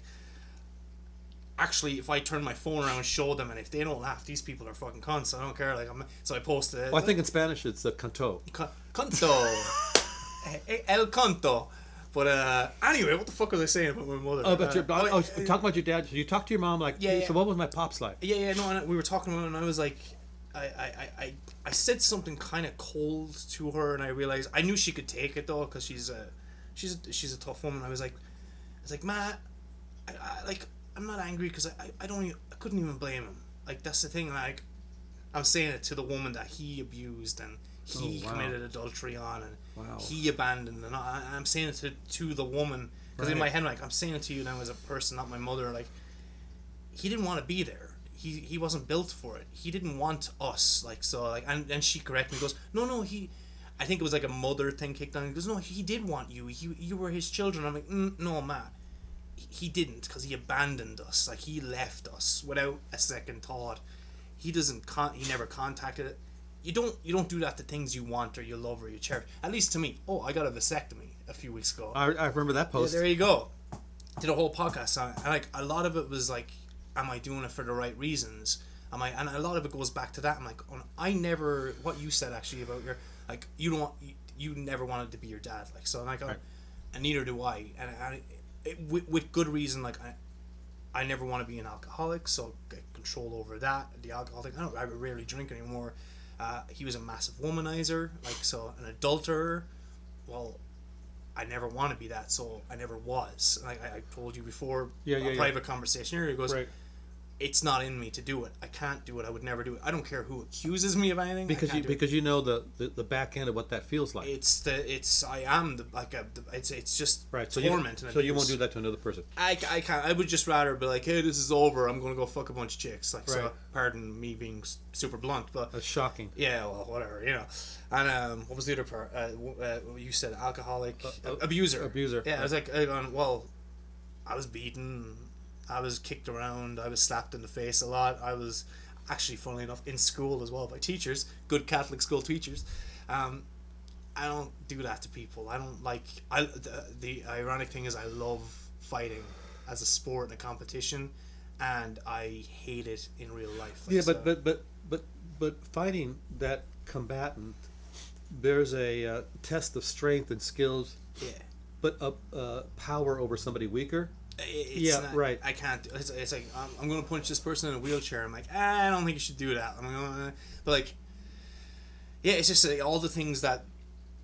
It was a lot of thinking over the last few years or few months, especially. Like, so it's like all the things that I don't want to be in my life, and it all came to a head like a couple of months ago. It was, well, I need to really.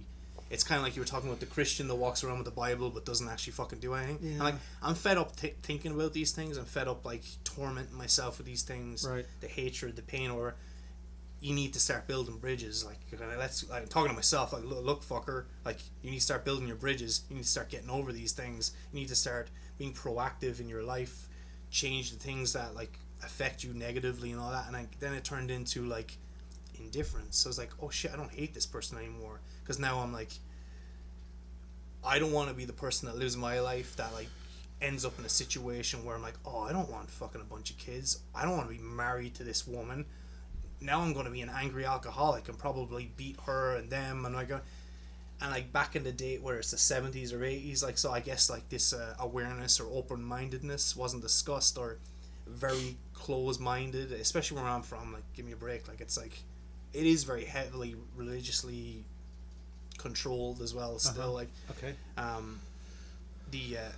The opportunity for like free thinking, it wasn't probably available. Like, kind of, hey, I don't actually have to get married to this person or have kids with this person, therefore I won't become a resentful person, and blah blah blah blah. Yeah. So this is the way I was thinking. I was like, oh, this man, this biological dad, this man, he, by probably some fault of his own as well, you have to accept responsibility, he ended up in a situation that maybe didn't want, and was kind of almost destined for him as well. And it was just like, well, I can speak to, you know, having been that shitty dad.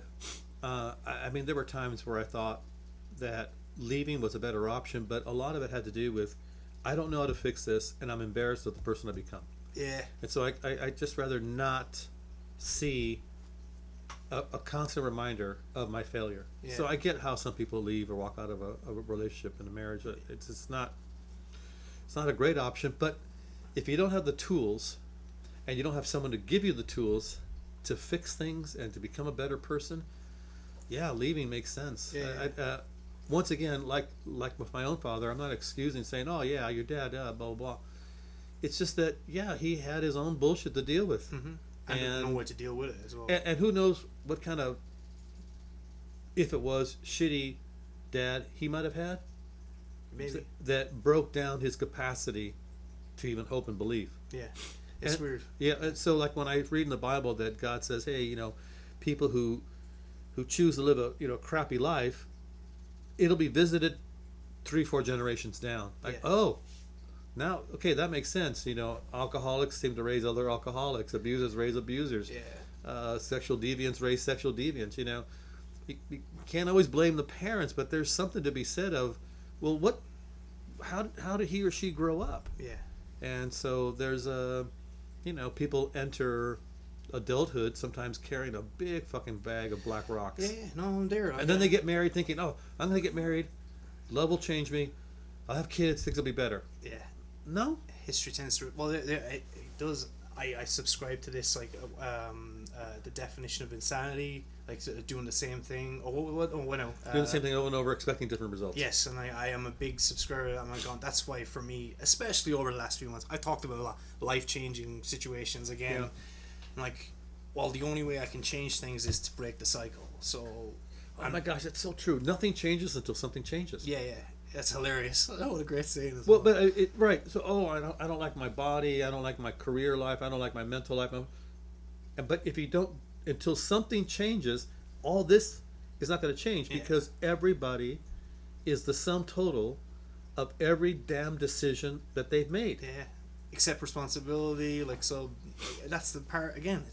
The last few months has been a religious experience for me. You've had an epiphany, my friend. Yeah, it is.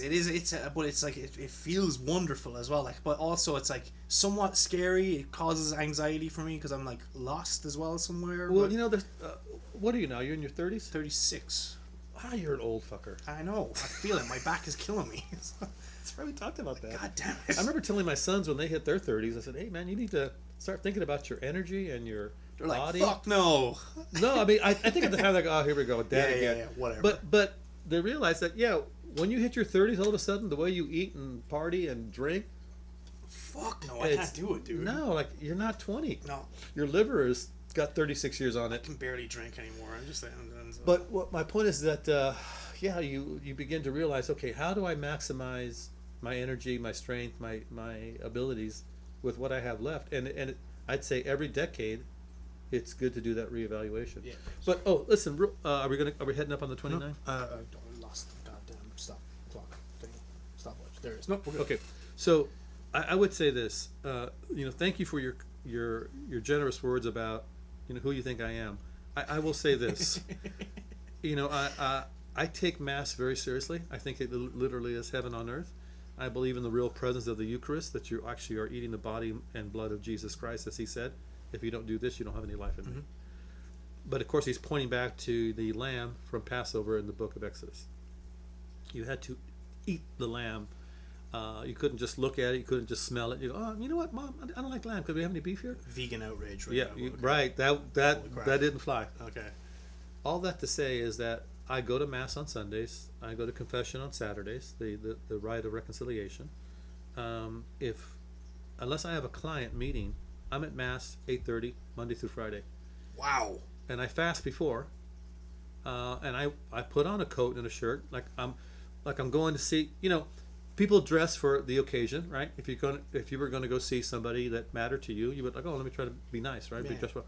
Well, I feel like at some level you're encountering God. You should dress. If you don't, I don't care. Yeah. I'll just say for me, and I take communion, but it's not because spirituality fits my character. Spirituality fucking tames my character. Yeah. It keeps me in check. I'm happy to be on the leash because I've been off the leash, and I was not a good person off leash. Yeah. Now somebody, I know they're going to listen to it. They're going to say, "Oh, what a crutch! That guy's brainwashed." Yeah. Yes, my brains needed a good scrubbing. Yeah. And I fully admit that I'm cheating to get through life with my faith, but I would suggest so are you. I've chosen my crutch. I've chosen my cheat. Yeah. If your cheat works for you, awesome. Yeah. I celebrate your life. If you're our hashtag living your best life. They're fucking not. If you're on the Instagram, you're a liar. You're a fucking liar. But for me, living my best life is trying to mimic the lifestyle of Jesus and practice his teachings. And the more I do that, the more content I am as a human being, and the less trouble I cause other people. I couldn't agree more. That's the worst part. It's just like, fuck! Damn it, he's right again! Got me again! But again, it's just like, without the... I'm not trying to be rude. Without the mumbo-jumbo part, or if they're just rules written on a piece of paper, I'm like, I'm in. I'm like, I can't fault that at all. It's just like... And the funny part is just... we can end it now as well. I think it's a good place to end, but... Okay. Hypothetically...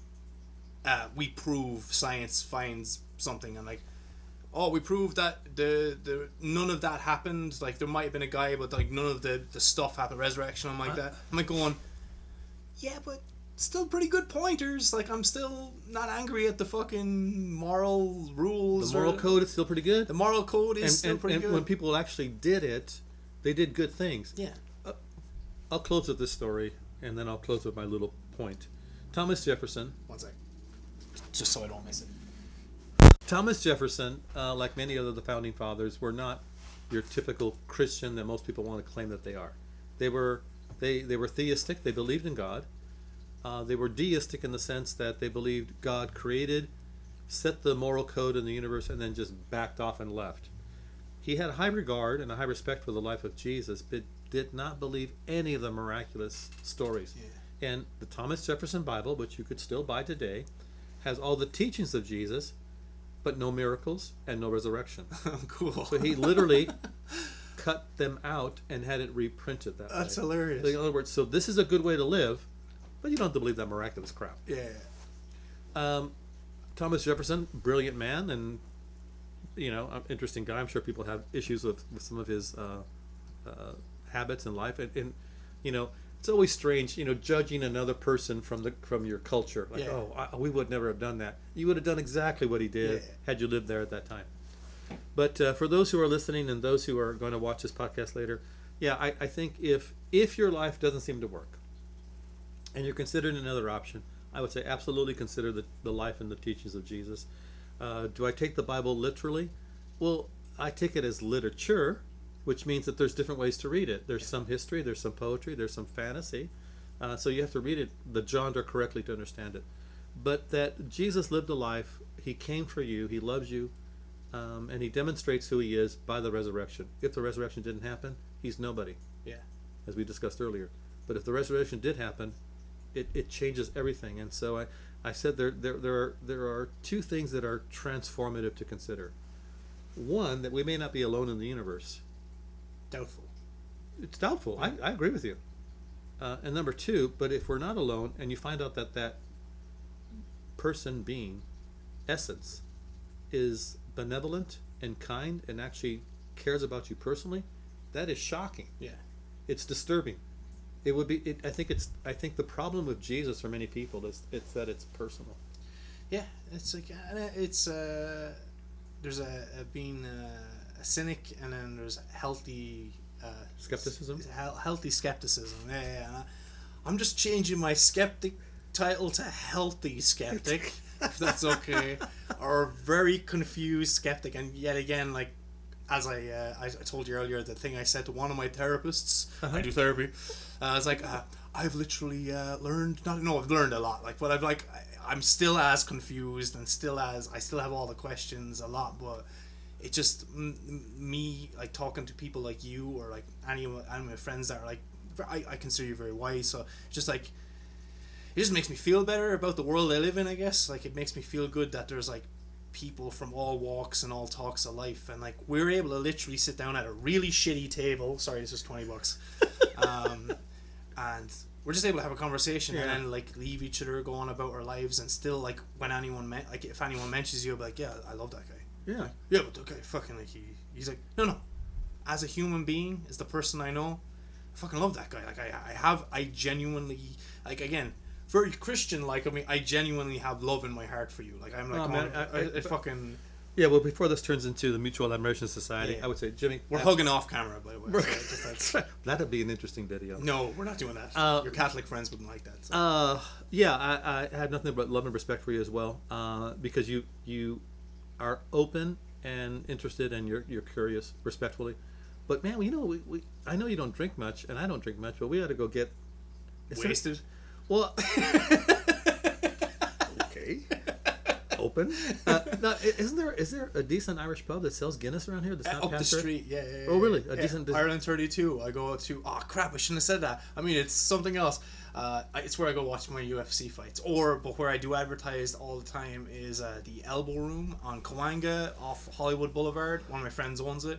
Best pizza you've ever had. Good drinks, cocktails. Okay, so I'm always there. So when we finish this, we'll set a time to hang out. Absolutely. And I'll go maybe watch a fight. My son used to be a fighder. Oh, dude, please come to. Yeah, we'll go to the Elbow Room because that's where all the guys hang out, and I really want you to meet them as well. Like they're all like, see, we're trying to finish this for like 20 minutes. They're hilarious, but that's the best thing. Like I know, as a character, your character being who you are, like, and my friends who they are. Yeah.